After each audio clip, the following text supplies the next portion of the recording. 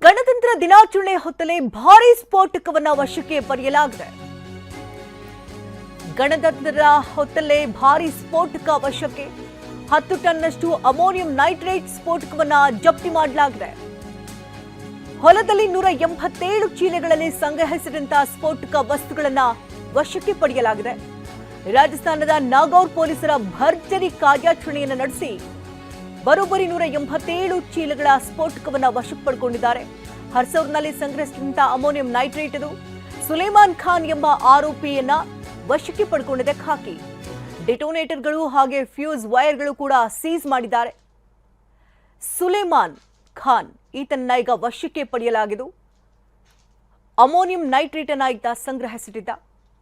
ಬರೋಬ್ಬರಿ ಹೊಲದಲ್ಲಿ 187 ಚೀಲಗಳಲ್ಲಿ ಸಂಗ್ರಹಿಸಿದಂತಹ ಸ್ಫೋಟಕ ಅದು 10 ಟನ್ನಷ್ಟು ಅಮೋನಿಯಂ ನೈಟ್ರೇಟ್ ಅನ್ನ ಈಗ ವಶಕ್ಕೆ ಪಡೆದುಕೊಳ್ಳಲಾಗಿದೆ.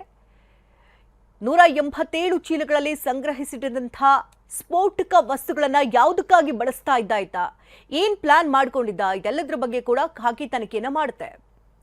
ಇದೀಗ ಸುಲೇಮಾನ್ ಖಾನನ ವಶಕ್ಕೆ ಪಡ್ಕೊಂಡಿರುವಂತಹ ಖಾಕಿ ಆತನಿಂದ ಮಾಹಿತಿಯನ್ನ ಕಲೆ ಹಾಕ್ತಾ ಇದೆ.